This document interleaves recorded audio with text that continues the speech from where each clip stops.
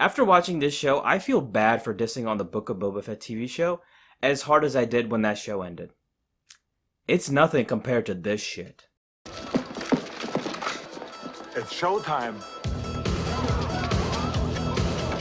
Oh my god, and I thought Book of Boba Fett was terrible.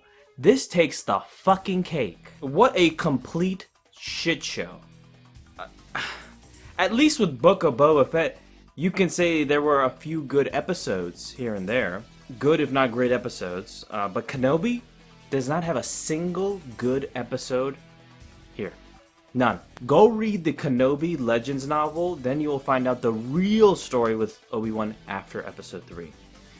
So that's the end of the review. Don't bother with this shit, and I will see you guys on the next review. No, but seriously, I have to come back. I gotta be fair and talk about this show, but at the expense of spoiling episode 1. But first, let's give some background. After Book of Boba Fett, I thought no way it could get worse, and Kenobi could be redeemed considering it's Ewan McGregor reprising his role, and then you also have Hayden Christensen as Vader, and exploring the life of Kenobi after episode 3, so sounds neat and could be an instant slam dunk. But when I investigated the writers, that is when my concerns rose with this show. I found out that Joby Harold would be the main writer behind this series, with multiple others, of course, involved with this.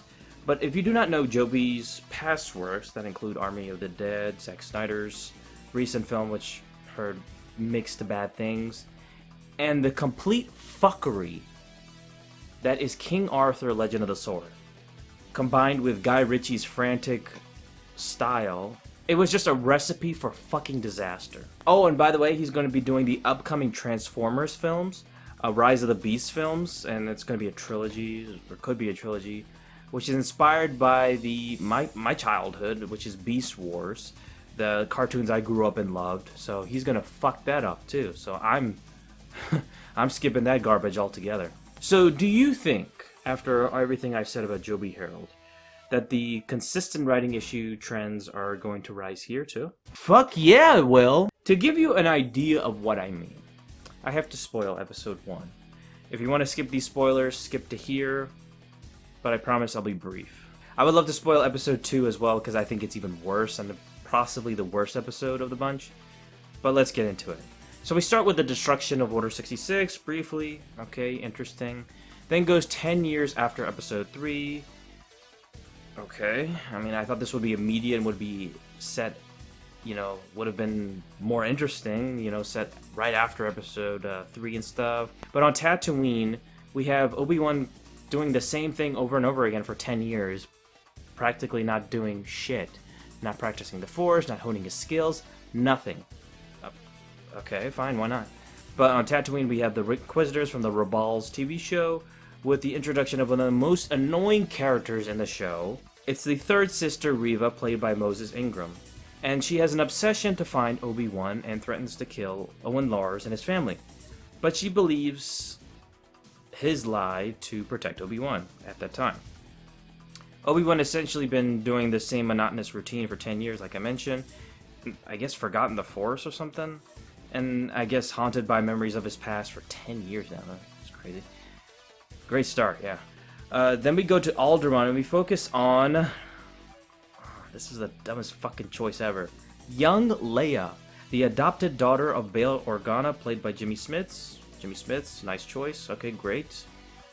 From episode 3, the prequel trilogy, that's great. But Leia runs straight into a group of shady bounty hunters, and they want to capture her and abduct her and stuff like that. And this would happen again in the second episode, where there's this... In the first episode, let me just say, this was one of the worst chase sequences I have ever seen. This was fucking awful. A 10-year-old outrunning these grown adults who can get around branches and shit. I mean, you've probably seen the clips of it. It looks fucking absurd. It's fucking crazy. But I think in episode 2, it's even fucking worse. Because she's in a hostile situation. She's been abducted, and then she tries to run away from Obi-Wan. And, because she does run into Obi-Wan again. Yeah. And, she runs away from Obi-Wan. She gets saved in episode 2. But it's just like she runs away from Obi-Wan despite in a hostile situation. She doesn't know where the fuck she is. And runs away from him in this terrible chase sequence, or whatever you want to call it. She tries to jump off a fucking roof, but gets saved by Obi-Wan. She's like, Obi-Wan, save me.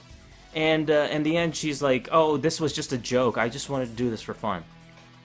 Are you fucking kidding me? In a hostile situation like that? Go fuck yourself, Leia. Fucking absurd. Get the fuck out of here. That was episode 2, by the way. I just had to point out that terrible chase sequence that also happens in episode 2. I'm like, what the fuck is this garbage? So she gets abducted, and Bail contacts Obi-Wan to help her find her daughter, and he's hesitant because Luke and all, but eventually he consents to help, and we're on to have Obi-Wan rescue Leia. Only this happens more than once, that he rescues her, and is no longer the Obi-Wan show, but is the Obi-Wan and Leia show. It only gets worse from here with Leia, who I don't have quarrels with the child actress, as she is just a kid, but writing here is just awful, and I hated her fucking guts in this show. And I don't blame the actress, I blame the fucking writing, because it's fucking trash. They tried to make this young, bratty, brash, and stubborn kid into adult Leia, and I guess in a way that was adult Leia, but they didn't even develop her in any way. It's just like, yeah, she's just, her older self is like her younger self, just the same. Fucking absurd. But I hated her character so badly. They failed utterly with the writing that I wanted to see her die after episode 2. I kid you not. That's how much I hate her character. Easily the worst character in the show. The most annoying, for sure. Whoever the fuck thought this would be a good idea to have Obi-Wan and Leia mostly together, why? I mean, I came here to see Obi-Wan Kenobi. You know the title of the fucking TV series? Kenobi. After episode 3, not these other original characters that we have to deal with. Vader, Obi-Wan, this and that, yada yada, blah, blah. Like, this is too much. Come on. Just one character. I mean, like, you don't have to do too much with him. I mean, come on. We have to do these memory berries, apparently. And Reva is the second worst for me. It has nothing to do with Moses Ingram's skin color, or for people who go out there to bash her in that regard are disgusting, and I despise them. Despise racism. I call that out, and it has no place for Star Wars fandom. What I do not like is Moses's acting for her character, this character. She's just doing way too much, and her acting does not fit as the evil Inquisitor at all. I was cringing the whole time. I think it's more so the actress not understanding the role at all, and just it wasn't believable to me. I think if she were to play like a smuggler or like a trooper or something, she would be fine. But as this type of dark side character, it doesn't work, and they just made it worse with the season finale. I mean, it was nice to see Ewan McGregor and Hayden Christensen have these tiny moments together in the show, but especially Ewan McGregor, I felt he didn't even try in this show and acted his heart out like in the prequels. Maybe that's what they were trying to convey in the show, like a defeated Obi-Wan, but it just didn't work for me. How does Ewan McGregor become Alec Guinness? I don't see it. Like, this will be 10 years later, and he's going to turn into this old, wrinkly old man, Alec Guinness. No offense to Alec Guinness. Rest in peace. And you also see images of this happening. I already mentioned one character. Yep. And it happens twice, and they're both terrible. The first time, awful. Second time, doesn't really help. So that throws away that iconic moment from episode 4 down the fucking toilet. But if you're a Legends fan, you're going to have no problem because you don't follow this garbage. Also, Deborah Chow directed all these episodes, and largely they were boring and visually bland to look at. Even the fights too were largely boring to watch, and writing is a fucking mess, action is a mess, direction is terrible, and to add to it, not a single episode was good in the show. And I blame, everyone behind this show. The producers, especially writer, Joby Harold, who had, I guess, free reign or something. And then, Deborah Chow not having a clear vision or direction for the show at all. I find it laughable that people think that episode 4 was the worst and that's when Obi-Wan started to fail. No, motherfucker, that was episode 1. Not a single redeemable thing in this fucking show. Not one. What, 10 minutes in this fucking thing, and then, you know, in the end of the show, there's like 1 or 2 moments or something? No. Go fuck yourself. I don't think I would give this rating to this show, but I'm gonna give Star Wars The Obi-Wan Kenobi Disney Plus series a shameful display! Shameful display! Shameful display! It's pure fucking trash, and one of the worst things that I've ever seen with Star Wars. Ever. I don't know if I've seen something worse, but I can't remember off the top of my head. Your best bet, go read the epic Kenobi Legends novel, find out the true origins of what happened to Kenobi after Episode 3. Do not undergo torture with this garbage. Do not do it. If you want to hear my thoughts, check out my review. I'll put a link in the description. Also planning on doing a separate podcast to discuss, you know, the entire Kenobi novel. So look out for that. That's going to be on the State of Star Wars YouTube channel, so definitely check that out. I mean, these Disney Star Wars shows are going downhill faster than the sequel trilogy did. And that's sad. I'm just about sick of these Star Wars shows. I just have no faith in these other projects and what they do with the Mandalorian Season 3.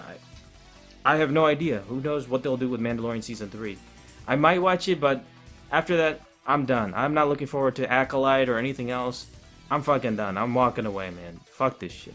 Also, I'm just not planning to do a Kenobi spoiler review. This show fucking broke me. Fuck this shit. I got better things to do with my time than do a spoiler video. I already did it on the State of Star Wars YouTube channel, so if you want to check that out, go ahead. But I'm done with Kenobi. This is the video. That's it for me. Yeah, so enough about Kenobi for me. Just focusing on Legends for now. No more Disney Star Wars for a while. Thank God. So thank you guys so much for watching. Don't forget to please like this video, comment down below, and subscribe to my channel, Django Fett, if you haven't already. And I'll see you, my fellow Mandarin. And my brothers and sisters, next time. Ooh, yeah.